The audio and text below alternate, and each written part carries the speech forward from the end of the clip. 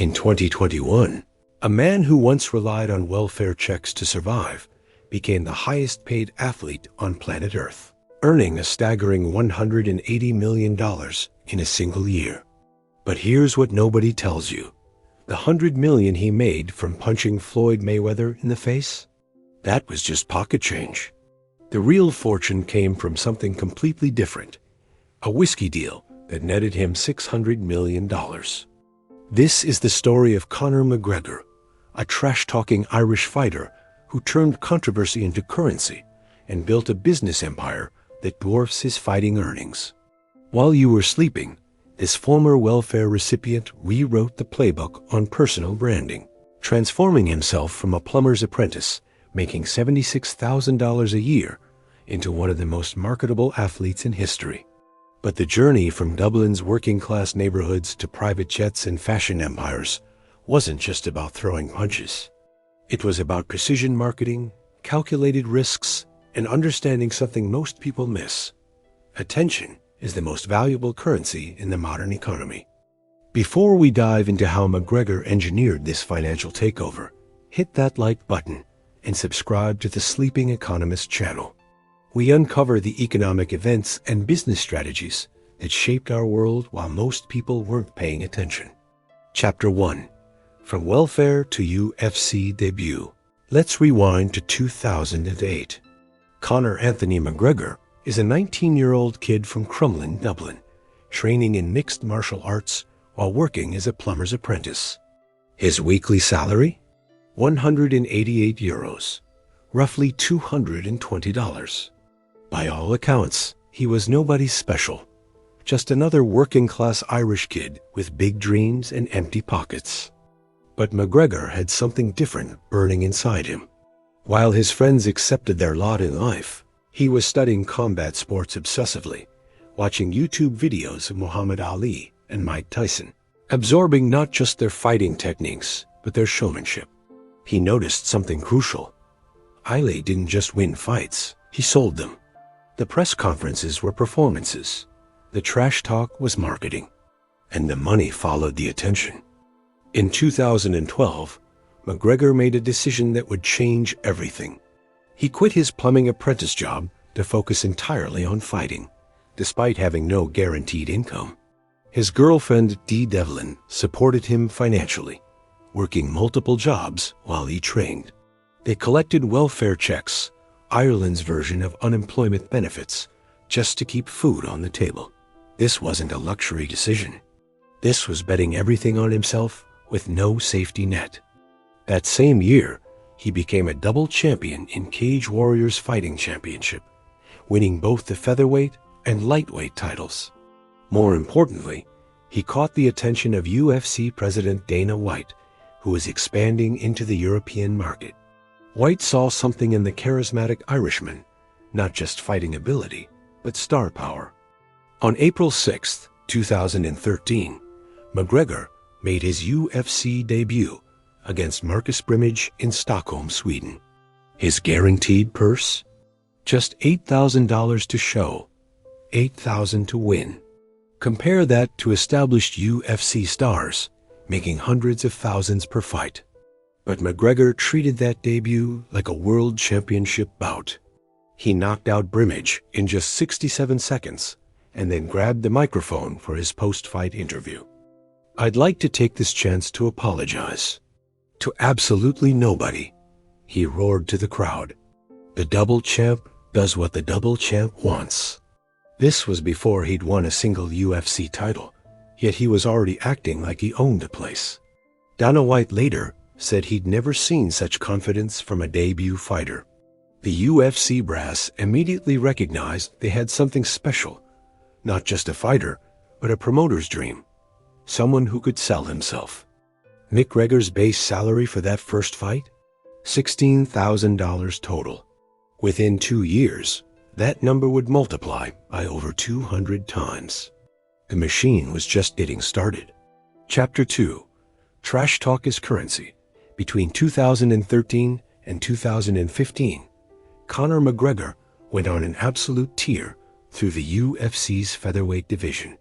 5 straight victories, each one more dominant than the last. But the real story wasn't happening in the octagon.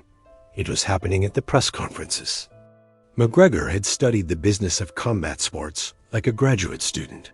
He understood that the UFC was selling pay-per-view subscriptions, and pay-per-view sales were driven by one thing: compelling narratives.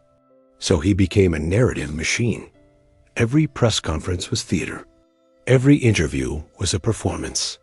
He showed up wearing three-piece suits that cost more than his opponent's cars, speaking with the confidence of a champion before he'd won a championship. His trash talk wasn't random insults. It was psychological warfare mixed with marketing genius. When fighting Diego Brandao in Dublin, he predicted he'd finish him in the first round. He did in just 4 minutes. When facing Dustin Poirier, he said he'd knock him out in under 2 minutes. He did it in 106 seconds. He wasn't just predicting victories. He was writing checks his fists could cash, and that made people believe. The numbers started climbing fast. His fight against Chad Mendes at UFC 189 in July 2015 netted him $3.285 million, including bonuses. That single paycheck was more than most UFC fighters made in their entire careers. The pay-per-view buys were astronomical, nearly 1 million purchases, generating roughly $60 million in revenue for the UFC. But McGregor understood something crucial about building wealth. You need equity, not just salary. While other fighters were content with their purses, he was negotiating for pay-per-view points, a percentage of the revenue his star power generated. This is how rich people think. Employees get salaries. Owners get percentages. He also started building his personal brand outside the UFC. The notorious McGregor wasn't just a fighter. He was a lifestyle brand. He flaunted expensive watches, designer suits, and luxury cars on social media. Critics called him arrogant and flashy. They missed the point entirely. Every Instagram post was an advertisement. Every controversial statement was free publicity. He was teaching himself the fundamentals of influencer marketing before that term even existed. By late 2015, McGregor had accumulated over 12 million social media followers. For context, that was more than most Hollywood A-listers at the time. Each post reached millions of potential customers. Each controversy generated millions in free media coverage. The traditional media criticized him for being cocky, but they couldn't stop covering him.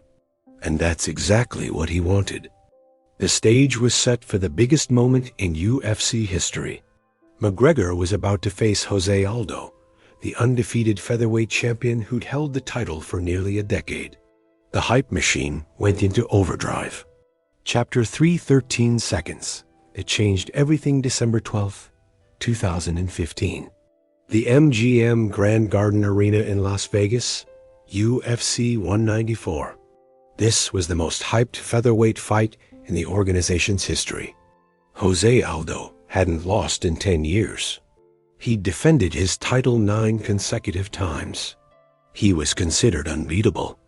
The pre-fight build-up was unlike anything the UFC had ever seen. McGregor's trash talk reached fever pitch. He called Aldo a pussy who would crumble under pressure. He wore a crown and fur coat to press conferences, literally dressing like a king before he'd won the throne. At the final press conference, tensions exploded. Security had to separate them as both fighters tried to get at each other. The media tour spanned continents. The UFC knew they had box office gold, so they invested heavily in promotion. Every city they visited, McGregor drew massive crowds. In Dublin, thousands of fans showed up just to watch a press conference on a giant screen. This wasn't just a fight. It was a cultural movement. The betting odds favored Aldo slightly, but barely. After a decade of dominance, odds makers gave him just a slight edge. The UFC expected a war, a back-and-forth battle that would justify all the hype. They were completely wrong. The fight started. Both fighters moved to the center. Aldo, known for his devastating leg kicks, threw a series at McGregor's lead leg. McGregor backed up slightly, hands high, watching. Aldo rushed forward with a combination, trying to establish dominance early. McGregor slipped back, and then he saw it. The opening. Aldo's chin was exposed for a fraction of a second. McGregor's left hand, the same hand that would later become known as the touch of death, shot out like a piston. A perfect counter left hook caught Aldo flush on the jaw as he was moving forward. The physics were brutal. Aldo's forward momentum plus McGregor's punch force created a devastating impact. Aldo collapsed, face first onto the canvas, unconscious before he hit the ground. Herb Dean, the referee, immediately waved off the fight. The MGM Grand Arena erupted in absolute chaos. 13 seconds. That's all it took. The fastest knockout in UFC title fight history. McGregor jumped on the cage, screaming at the crowd, chest puffed out like a warrior from ancient mythology. After 10 years of Aldo's reign, after months of build-up and millions in promotional investment, after all the trash talk and predictions, McGregor had backed it all up in 13 seconds. His purse for that fight? $500,000 guaranteed. But the real value was immeasurable. He'd just become the biggest star in mixed martial arts, and proven that his confidence wasn't arrogance, it was earned. Chapter 4. Boxing the Unbeatable. After the Aldo knockout, McGregor became a cultural phenomenon that transcended sports. But he wasn't satisfied being the biggest star in MMA. He wanted something bigger, something impossible. He wanted to fight Floyd Mayweather, the undefeated boxing champion who'd never lost a professional fight in his 19-year career. The idea seemed absurd. McGregor had 0 professional boxing matches. Mayweather was 49-0, 49 wins, 0 losses, and widely considered the best defensive boxer of his generation. McGregor would be fighting in a sport where he was, technically, an amateur against the greatest professional. Every boxing expert said it was a publicity stunt, a money grab, a foregone conclusion. They were right about one thing. It was definitely a money grab, but whose money was being grabbed? The negotiation took over a year. McGregor publicly taunted Mayweather, calling him out at every opportunity. Mayweather, who had retired in 2015, initially dismissed it. But McGregor kept pushing, kept talking, kept building hype. He understood leverage. Mayweather's ego wouldn't let him ignore the disrespect forever. In June 2017, the impossible became reality. The fight was officially announced for August 26th. The promotional tour was a spectacle that made the Aldo buildup look quaint. 4 cities, thousands of fans. McGregor wore a custom suit with an obscene pinstripe that spelled out, well, let's just say an explicit phrase. Mayweather showed up with duffel bags literally filled with cash, throwing $100 bills at the crowd. The guaranteed purses were announced, $100 million for Mayweather, $30 million for McGregor. But those were just the base numbers. With pay-per-view points, merchandise, and other revenue streams, the real figures would be far higher. The fight generated 4.3 million pay-per-view buys, the second highest in boxing history. At an average of $99.95 per buy, that's over $400 million in pay-per-view revenue alone. The fight itself went exactly as boxing experts predicted. Mayweather, the master technician, let McGregor tire himself out for 6 rounds, then systematically broke him down before the referee stopped the fight in the 10th round. McGregor landed some shots, more than many expected, but he was never really competitive against an all-time great boxer. But here's what nobody understood at the time. McGregor didn't lose that fight. He won the game. Final tally after all revenue was counted. Mayweather made an estimated $280 million. McGregor made an estimated $130 million. Let me repeat that. Conor McGregor, the loser, made $130 million for 30 minutes of work. That's over $4 million per minute. His entire UFC career earnings up to that point? About $100 million total. Chapter 5. Building the Empire. Most fighters would take that Mayweather payday and retire to a life of luxury. McGregor saw it as startup capital. While everyone was focused on his return to the UFC, he was quietly building a business empire that would eventually dwarf his fighting earnings. In September 2018, McGregor launched proper No 12 Irish whiskey. The name referenced his childhood postal code in Crumlin, Dublin 12. The marketing strategy was pure McGregor, bold, unapologetic, and everywhere. He promoted it relentlessly on social media, appeared in commercials, and made it part of his personal brand. At every UFC press conference, there was a bottle of Copper 12 on his table. Free advertising to millions of viewers. Critics in the whiskey industry dismissed it as a celebrity vanity project that would fail within a year. They couldn't have been more wrong. McGregor had partnered with Proximo Spirits, the company behind Jose Cuervo and Bushmills, giving him access to distribution networks and industry expertise. But the genius was in the positioning. Proper 12 wasn't trying to be the best whiskey for connoisseurs. It was positioned as the whiskey of winners, of people who bet on themselves, of the ambitious and bold. The numbers were staggering. In its first year, Proper 12 sold over 200,000 cases.